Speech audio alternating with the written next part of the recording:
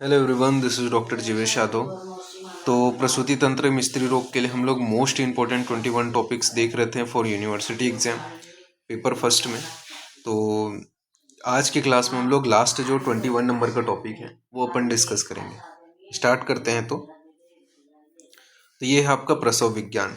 ठीक है, तो प्रसव विज्ञान हमने पूरा लेबर पूरा देख लिया था, मॉडर्न पर्पस से पूरे मैकेनिज्म वगैरह सब पढ़ लिया था। अभी हम लोग प्रसव आयुर्वेद के अनुसार देख रहे हैं। तो प्रसव विज्ञान की निरुक्ति बताया गया है यहाँ पे। अमरकोश ने बताया है गर्भ विमोचनम इति विमोचनस्य इति प्रसव गर्भ मोचनम, यानी कि गर्भ का मोचन होने या विमोचन होने ही प्रसव कहलाता है। इसका पर्याय है गर्भ मोचन बोला जाता है, गर्भ मुक्ति बोलते हैं और गर्भ त्यागम भी बोला जाता है इसे। ठीक है, प्रसव काल के बारे में बात कर लेते हैं। तो आचार्य चरक ने 8वें मास के बाद एक भी दिन बीत जाने पर अर्थात 9वें मास से लेकर के 10वें मास तक प्रसव काल माना है। तो चरक ने 8वें मास के बाद एक भी दिन बीत जाने पर 9वें मास से लेकर के 10वें मास तक प्रसव काल माना है। 10वें मास के व्यतीत हो जाने पर यदि गर्भ गर्भाशय में स्थिर रहते हैं तो उसे विकृत गर्भ कहते हैं। आचार्य सुश्रुत ने 9वें 10वें 11वें तथा 12वें मास में प्रसव काल माना है। तो ये चीज ध्यान में रखना है।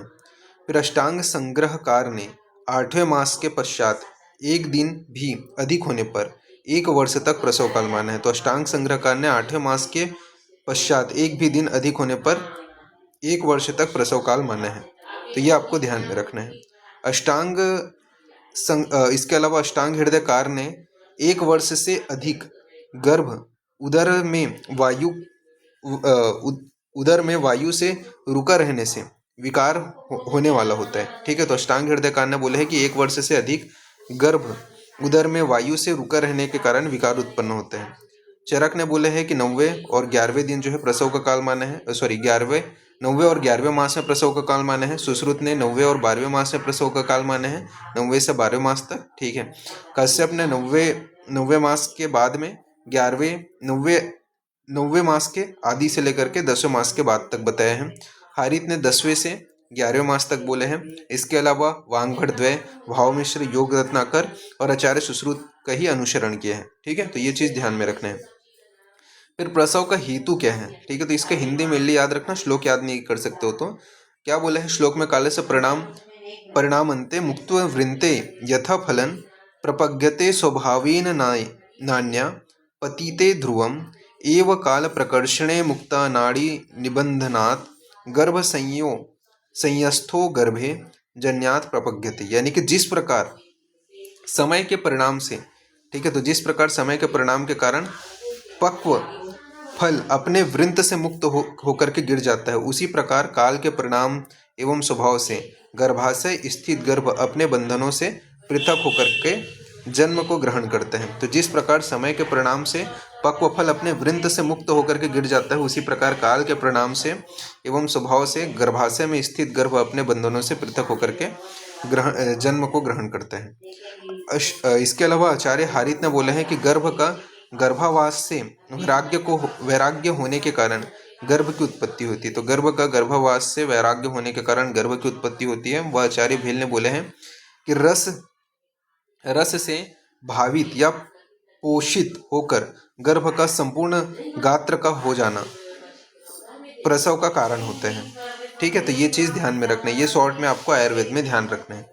फिर सूतिकागार के विषय में क्या बोला गया है? तो सूतिकागार में बोला है यत्र गर्भणी प्रसृता यत्र च तिष्ठन्ति तत् सूतिकागार मुचेत, यानी कि जहाँ गर्भणी और जहाँ प्रसूति स्त्री रहे उसे अपन क्या बोलते हैं? सूतिकागार कहते हैं। तो जहाँ पे गर्भणी और जहाँ पे प्रसूति स्त्री रहे उसे अपन क्या है? सूतिकागार कहते हैं।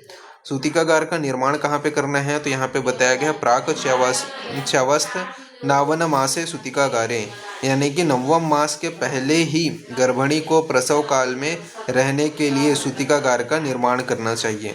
तो सूतिकागार कहाँ कैसे स्थान पे होना चाहिए? तो जहाँ पे अस्थि कंडरा बालू कपाल ना हो, ठीक है, जो रूप रस गंध से श्रेष्ठ हो, पूर्व या उत्तर दिशा के द्वार वाला हो, बिल्व तिंदु किंगुदी खदीर आदि की लकड़ियाँ सूतिकागार उनसे क्या है? सूतिकागार का निर्माण करना चाहिए। वह सूतिका गृह प्रत्येक ऋतु में सुखदायक हो, ऐसा ध्यान में रख करके बनाना चाहिए।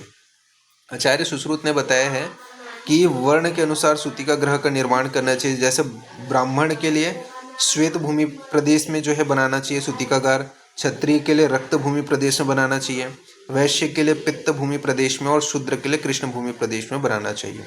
इसके अलावा बिल्व, नेग्रोध, तिंदुक, भल्लातक के लकड़ी से सूतिकागार का निर्माण करना चाहिए। पूर्व दक्षिण दिशा में द्वार वाला 8 हाथ लंबा 4 हाथ चौड़ा होना चाहिए। ठीक है। रक्षा तथा मंगल द्रव्यों से युक्त होना चाहिए। चरक संहिता व अष्टांग संग्रह व भाव प्रकाश ने ऋतु अनुसार सुखकारी व पूर्व उत्तर की ओर होना चाहिए बोले हैं। सुश्रुत व अष्टांग संग्रह ने 3x4 हाथ विस्तार का पूर्व दक्षिण द्वार वाला होना चाहिए ये बोले हैं। फिर सूतिकागार में संग्रहणीय द्रव्य कौन से हैं? तो सूतिकागार में घृत, तैल, मधु, सैंधव लवण, सवर्चल लवण, विड़ लवण, विडंग, कुष्ठ, लांगली, लहसुन आदि द्रव्य इनको जो है संग्रहण करना चाहिए। पत्थर के 2 टुकड़ों, 2 मुशल, 2 अखल उलखल, 2 तीक्ष्ण सूची, लौह से बने तीक्ष्ण शस्त्र रहने चाहिए। अग्नि प्रज्वलन के लिए बताया गया है कि अग्नि प्रज्वलन के लिए बिल्व एवं अंगूदी की लकड़ी का प्रयोग करना चाहिए। जिनको कई बार प्रसव हुआ हो, प्रेम रखने वाली तथा विषाद रहित हो, क्लेश रहने सहन करने वाली, गर्भिणी के मन के अनुकूल ऐसी अनेक स्त्रियों को रखनी चाहिए। ठीक है, सूतिकागार में। इसके अलावा सूतिकागार में सभी आवश्यक उपकरणों से युक्त जो भी आवश्यक उपकरण है वो आपके होने चाहिए। वह अग्नि को प्रज्वलित करना है। ठीक है। सूतिकागार को सारंभ संपन्न होना चाहिए, यानी कि सभी संपान होने चाहिए। फिर सूतिकागार में प्रवेश की विधि बताया गई है कि नवम मास में प्रशस्त तिथि आदि देख करके सूतिकागार में प्रवेश करना चाहिए। चरक ने शारीरिक में बोला है कि नवम मास प्रारंभ हो जाने पर किसी भी शुभ दिन अपने को ध्यान करते हुए सूतिका गृह में पहले गौ, फिर ब्राह्मण, फिर अग्नि और जल का प्रवेश कराना है। इसके पश्चात स्वयं आचमन करते हुए पुष्प उच्चारण यहाँ पे बोले पुष्य उच्चारण शब्दों के साथ में जप करते हुए दक्षिण पैर से सूतिका गृह में प्रवेश करें तथा प्रसव तक वहीं पर प्रतीक्षा करें।